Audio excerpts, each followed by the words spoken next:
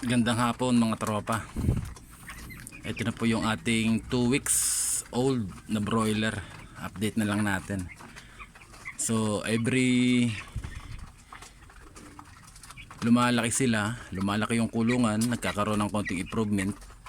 Gaya nito kasi medyo bitin yung aking labangan o yung aking feeder. So nag-DIY ako ng nito. So ginawa ko lang yero. Hindi naman siya masugatan kasi nakapold yung bawat edge niya for 15 heads. Then sa loob meron akong dalawang malaking feeder para hindi sila nag-aagawan, kasi ang sistema kapag nag-aagawan sila, may iba na hindi nakakasabay sa paglaki. Kagaya niya isa na yan, kung napansin nyo kompleto ang pakpak pero siyang pinakamaliit. So nag-aagawan yan sila, kaya ganyan.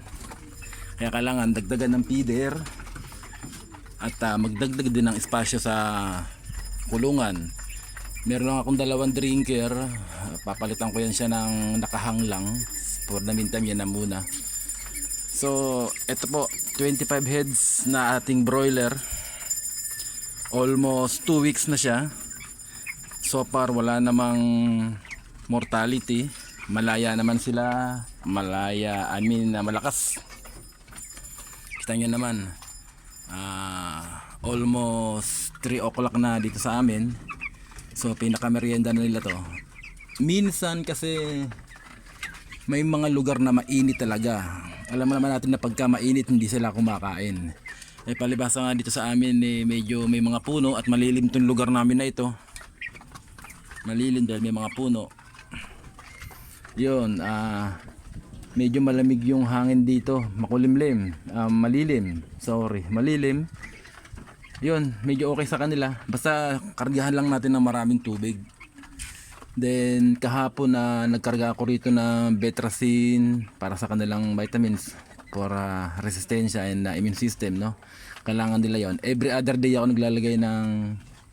nagpapainom sa kanila ng Betracin Premium ang gamit ko. I-mention ko na, alam naman ng lahat yan na yan ang ginagamit, no? So hindi naman yan na lihim na or sikreto. Then meron akong ginawa last kasi may isa rito na parang may halak, hindi maayos yung paghinga niya. Duda ko may sipon. So ginawa ko, sineperate ko siya dito sa kabilang kulungan. So, may kabilang kulungan kasi meron pa yung separate siya, kasi plano ko dito is brooding ng aking Rhode Island Red tsaka Decalb. Meron ako dun 10 piece na ini-incubate, hindi pa na-hatch. Dito sila. Meron ako ditong sineperate na isa na parang may halak. Iba yung hinga niya, parang may tumutunog na something. So ang ginawa ko, sineperate ko then kinargahan ko ng bawang. Naghiwa ako ng bawang na pino, isang lang naman, isang ipin na bawang. So yun, pinakarga ko sa kanya lahat yun. Pinainom ko sa kanya lahat, then sineperate ko sa kanya inuman tsaka feeder niya. Kinabukasan, minobserbahan ko, medyo okay naman So ibinalik ko na siya, ngayon wala na. So yun palang magandang bawang. Alam mo naman natin yung bawang ay antioxidant at antibiotic, no? So pagka maggagawa ako uli niyan, i-video ko, i-update ko kayo ron. For the meantime, ito muna tayo sa ating 25 heads 2 weeks old broiler. Yan, kung napansin nyo, nung una nandito lang tayo sa portion na to, dito sila binrooding. Then lumaki, na-extend ako, kaya yan sila ngayon. Then ang bago sa kulungan, ito nga, nag-DIY ako ng feeder nila.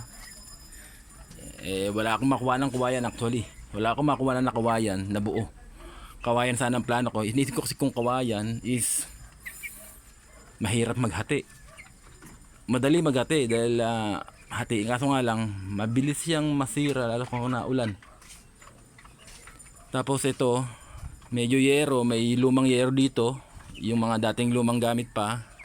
Ito siya. Ginawa ko na ito, nag-ribbit na lang ako. Then sa kulungan wala silang sahig. Yung kanyang mga tabing na trapal na sako is standby lang just in case umulan, no? Then meron pa rin akong ilaw sa gabi, start ako ng 7, then papatayin ko siya ng 4 o'clock. So 4, 7, 8, 9, 10, 11, 12, 1, 2, 3, 4. So 9 hours siyang mailaw. At nung unang gamit ko na ilaw kung aking wattage ay 100, ngayon pinalitan ko na siya ng 50 watts. So bala ko pa siya sana siyang palitan ng 25 watts, kaso wala na akong ilaw na makuwanan. Kasi ang dami ko ng spare na 100 tsaka 50. Yun lang ang gamit kong spare. So mas maganda sana siguro, advise you na sa unang ratsadahan ng brooding, total 3 days lang naman siyang 24 hours na brooding, kargahan nyo ng 100 watts. Kung malaki talaga yung ano nyo, let's say 100 watts, kaya niya ng 50 CCU. Or kung gusto nyo na wag mabigla, 250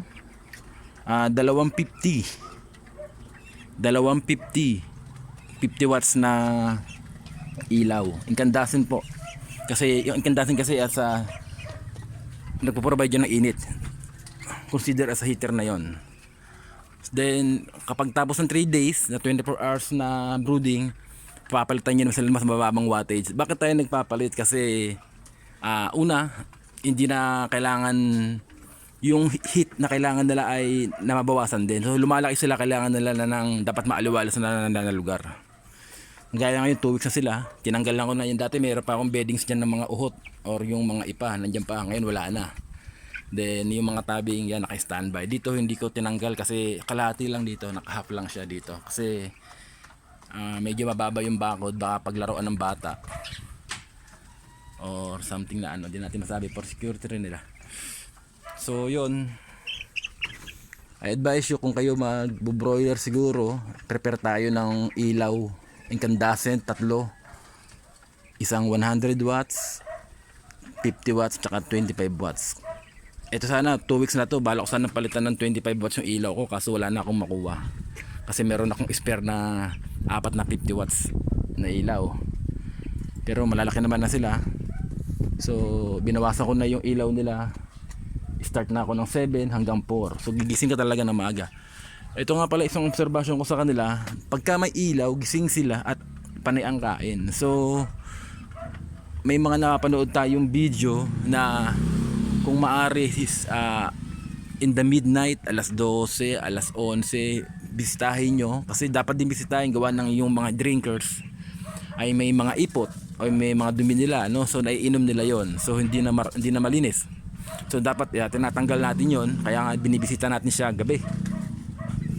At least kung may time naman kayo at nagigising ng madaling araw, mas maganda bisitahan niyo madaling araw. It's up to you. Basta mahalaga mabisitahan sila within 10 o'clock hanggang umaga. Diyan mga 10 o'clock ng gabi hanggang umaga 4. Yung pagitan na yan, dapat mabisita nyo sila at least once or twice kung may time kayo. Kasi ako, start ko ng bisita nito umaga, 4 o'clock. Nagpapatuka na ako. Nagpapalit na ako ng tubig, naglilinis ako ng kanilang feeders tsaka drinkers. Then hayaan ko sila. Then pagsapit ng alas 4 po yun, no? Pagsapit ng alas 10, pag medyo okay pa naman yung araw, konti na lang yung feeds, kumbaga kontrolado na para tipid ka rin sa feeds. Tsaka hindi na rin naman nakukonsume yung nutrients na kailangan nila. Then alas 12 hindi na yan sila tutuka. Start nyo naman kayo ng ito ngayon, alas 3, yan, mag-start na kayo. Then mamaya, magbubuksan nyo ng ilaw. Bago nyo buksan ng ilaw, habat maliwanag pa, alas 6 or alas 7. 60 grams ang nabasa ko sa research is per heads for 2 weeks old na broiler. Dapat 60 grams daw. I think napakulang no, no? Pero depende sa inyo. Ako kasi nag-research ako. Kung kailangan nila ng 1 kilo sa isang araw, hatiin mo yung sa 3. Para umaga, then kalagitaan ng tanghali, hapon, or kung gabi. Kasi dapat hatiin nyo kung magkano, kung ilan yung nakukonsume nila sa isang araw na feeds, dapat hatiin yun. Let's say nagkukonsume sila ng, kung sila ay 25 heads, nagkukonsume sila ng 2 kilo sa isang araw sa 25 heads, hatiin nyo sa 4 yun. Kasi umaga, merienda, then tanghali, then hapon, then gabi. Yun po, hatiin nyo siya sa ganun para pwede kayong gumawa ng sarili nyong research or experiment or observation para una kasi hindi naman lahat ng feeds ay nakukonsume na ng nutrients nila eh. Kumbaga nagiging nutrients, iba na iniipot na lang nila na iniipot, which is good. No. Kasi bago lang ako sa ganitong racing ng broiler, ano kasi ako sa sa pre-range. Mas ako sa pre-range kasi matagal na ako nag-pre-range. So ngayon lang ako nag-broiler. Mahirap ito, mahirap. Kasi di kagaya ng pre-range, pagka lumaki na yung mga sisiw, may nanay sila. Lalo yung mga native, may nanay sila na mag-aalaga sa kanila. Ito wala. So medyo napaka-critical nito, kaya nga binavitamin. Nagkarga ako ng B1 last nung sila ay 5th day old. Hindi ko na videoan yon. Pero so far ito okay naman sila. Natatakot ako kasi baka may mamatay. Awa naman ng Diyos wala naman. So ganun lang, huwag kayong matakot magsimula imbis sa ganitong livestock, no? Kaya nga ako nagsimula ako, maliit pa lang, 25 beds. Una, yun lang ang kaya ko. Yun din ang kaya ng capacity ng area ko. Siguro after neto baka magdadagdag ako. Titignan ko muna yung syempre yung profit kung kumita ba ako, kasi ang ibabawas mo diyan yung feeds na kinonsume, yung vitamins, at saka syempre yung ilaw natin, yung kuryente. So hindi na nabibilang yung kuryente sa mga nakapanood kong video, hindi na nabibilang ang kuryente. 3 days ka nag 24 hours na may ilaw. Kung ang ilaw mong wattage mong gamit malaki, let's say 50 watts, gaya ako nung una ko is 100 watts ang gamit ko. Aba, malaking konsumo yun sa 3 days. Tapos babawasan mo siya ng wattage, so may ilaw ka pa rin. Hindi na nabibilang yun. Kaya titignan natin. Tingin ko kumikita yung iba sa pag-broiler pag malakihan talaga ang kanilang binobroiler, no? Yung 1,000 heads, 500 heads, talagang malakihan yun. Then tsaka maganda yung lugar. Ito kasi ang plano ko, malapit ang piyesta sa amin. At saka yung nakaraan bago ako mag-broiler kasi is anong mapakamahal ng manok. Ngayon medyo nagmumura-mura. So doon din binabasihan din natin yung market ng manok. Noon dapat bago tayo sumabak sa ganito, alam natin yung market, magkano kilo ng manok sa palengke. Or kung may nagbebenta ng manok diyan sa may tapat nyo, tanong mo magkano ang kuha niya. Pwede nyo pag-usapan. Yung mga ganon, yung hindi ka naman nalulugi at hindi rin siya nalulugi. So yung ganon ng pagbibusiness, dapat alam natin lahat, hindi lang yung pag-aalaga, pati market. At yun ang unang pinaplano, kasama sa plano, yung market. Kung saan may babaksak yung manok mo. So napahaba na sinabi ko. So ito, update ulit. 25 beds, 2 weeks, no mortality, nag-expand ng kulungan, nagdagdag ng feeders kasi medyo nagkakaroon ng bulihan. No, bulihan ang tawag doon. Yun ang minambubuli ba. Kaya meron diyang isa na maliit. Hindi nakakasabay sa kainan. Kaya nagdagdag ako ng feeders na to na 15 heads. Then meron dalawa doon na mahaba na I think kaya ron ng 8 heads na na chicks na 2 weeks old. Kasya siya. Palibasa maliit ang kulungan ko. Yan lang muna. So kita nyo naman yung space, yan. Sila dito, sila doon. So hindi pa naman ganong crowded. Titinan ko after siguro 3 weeks kung gano'n na sila kakalaki. Kung talagang crowded. Pag crowded wala akong magagawa. Sisibakin ko to, aalisin ko tong isang broodingan na to. Then gagawa ko another brooding para sa aking pre-range. So yun lamang po. Ito nga pala, dagdag share lang din para sa karamihan.